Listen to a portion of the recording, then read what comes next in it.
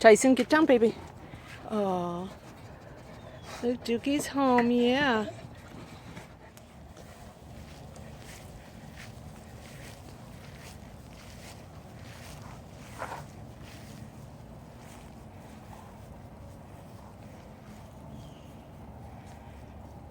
Tyson, you happy Dookie's home? Ty, stop.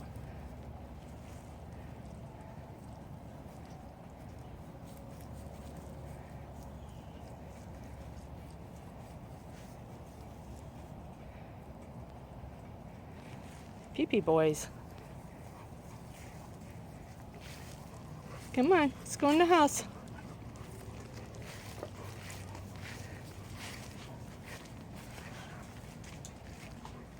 Hi everyone, it's Money Saving Coupon Gal, and I just wanted to come on here and do an update on Duke. As you can see, my big boy is home until we get the lab results back, which will probably be the middle of next week.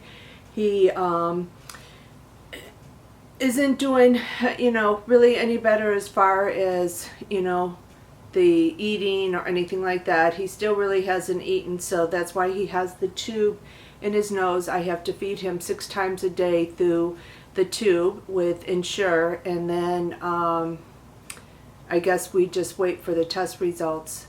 But I'm happy he got to come home. They had first said that they might send him home yesterday. Well, let me back up. We didn't do the surgery. I think I told everybody we were doing the surgery. We didn't do the surgery because the day that they were supposed to do it, the vet had called me, and after consulting with a couple of other vets there, they felt that we should not do the surgery unless we were absolutely sure it was going to be able to help. They were going to do the surgery to do a biopsy of the enlarged lymph nodes that are in his stomach, and also they were going to see if he had any any obstruction in his intestines. Since he ate a quarter can of food for him, I think it was yesterday, they said that they did not think he had an obstruction, which sadly to me means they are still leaning towards the lymphoma. So anyways, they said that they didn't want to do the surgery if they didn't need to, and once I found out what it entailed, they needed to see all his organs, so they were going to do like a big incision. I was completely against the surgery also. I don't want to put him through that unless it was absolutely necessary and would help him. At this point, we don't know that. So they've sent the lab work to another lab, which is more advanced, and they have I guess equipment to do a special test, and they only do the test on Monday, I think Wednesday and Thursday. So they overnight it to them, so they should do the test on Monday, and then it has to I forgot the word, but it has to, more or less sit for a few days, couple days or whatever before they can actually read it. So we're kind of just at a standstill until we know. They were going to send him home yesterday, but he did not eat anymore after that quarter can, and they didn't want to send him home with a tube until they knew how he was going to tolerate it.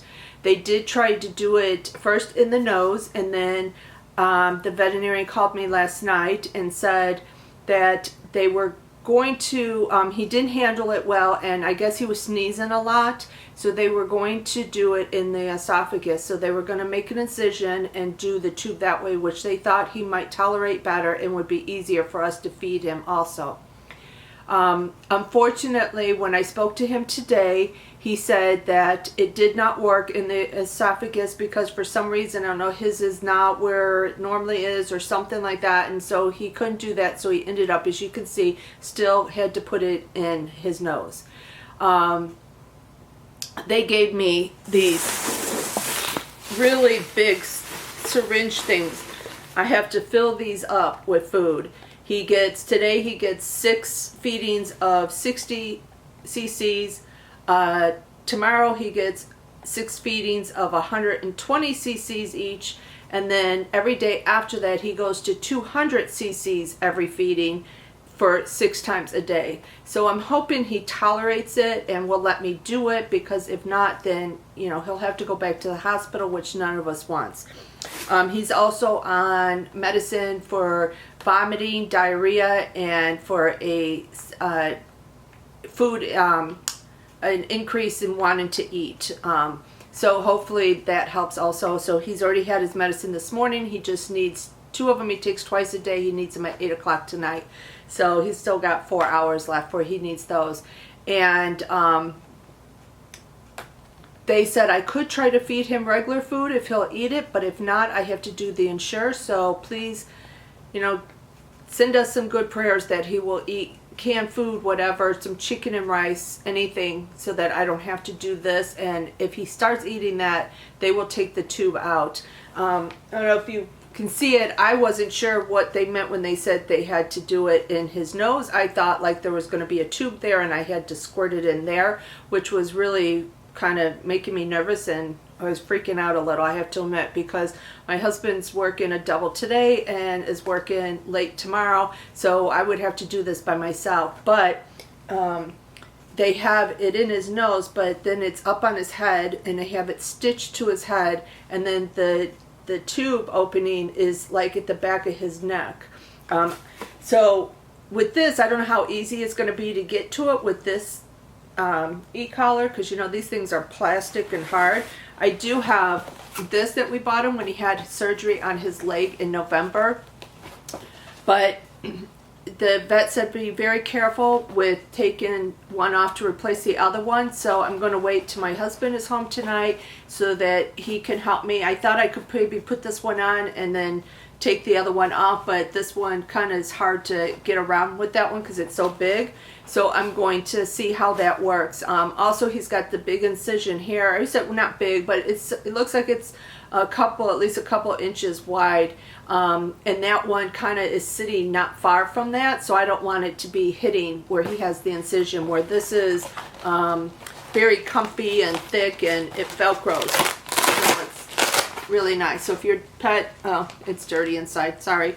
If your pet ever needs this, I got this off of Amazon. I think it was like $30 or something for, I think I got the extra large.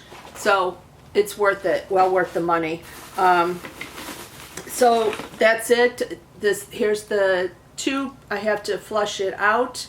And then I have to feed them. So I've never done that before. So please wish me luck. Please keep the prayers coming for Duke. Like I said, we still, you know, are not out of the woods by any means. I was going to feed him when we came home this afternoon, but I think he's so comfortable being back home. He's just been sleeping, and I don't want to bother him at this point. I'm going to let him rest and kind of, you know, get back to maybe some energy if he's resting and everything. I do want to say, on a sad note, though, my friend Susan, who has been there since day one, she's a big animal lover like we are, and she has a golden retriever, and she takes her vet to the same hospital. Actually, she always goes to that's her regular vet there. And she called me up last night, or I had texted her, and she said, oh, I'm at the hospital here. I had to bring Logan in because his foot was all swollen. So she took him in, and they shaved it, and they thought he had an infection and stuff. And she took him in yesterday morning. Let me back up. She took him in yesterday morning. Then last night she said they had to bring him in on a stretcher.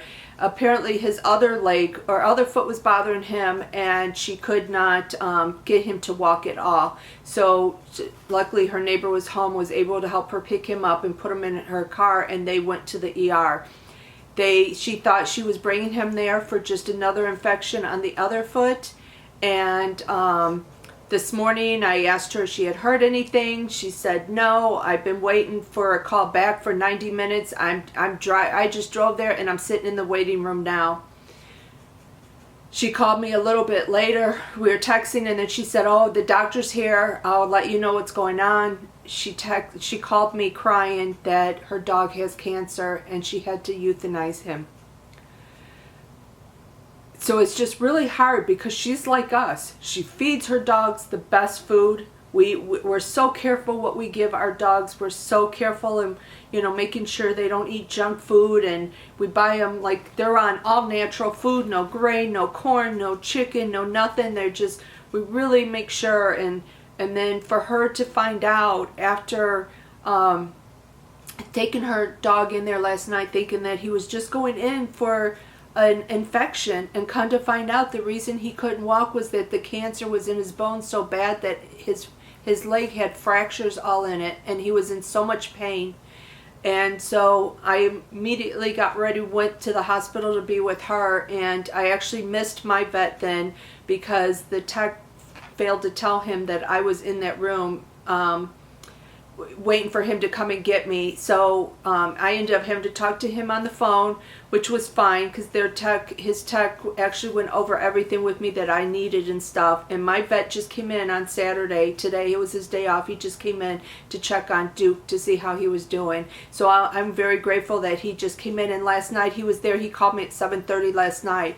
It was way past the time he was getting off. So I can't complain at all with him. He's been so great. And actually we're switching to them, and that's going to be our normal vet. But anyways, I just wanted to say that, you know, love your fur babies, because you never know how long you're going to have them.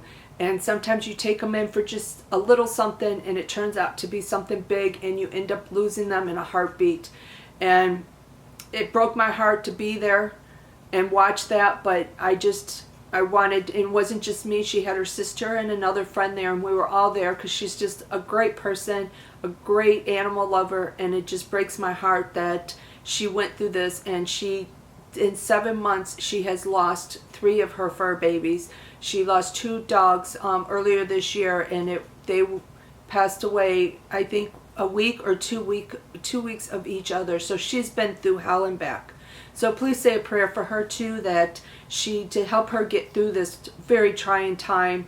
I wish I could be there for her right now and go and just hug her, but unfortunately I have to stay home with Duke. So I hope that if she does see this video, I hope she knows that I love you, girl, and I'm so sorry you had to go through that today. So everyone, please say a prayer for Duke and for my friend Susan. And I'll keep you guys updated on Duke. And thanks everyone for all the love and the prayers, and everyone asking about him, from Facebook to YouTube to people I've never met, have been so loving that it means so much to me. And I just love you all.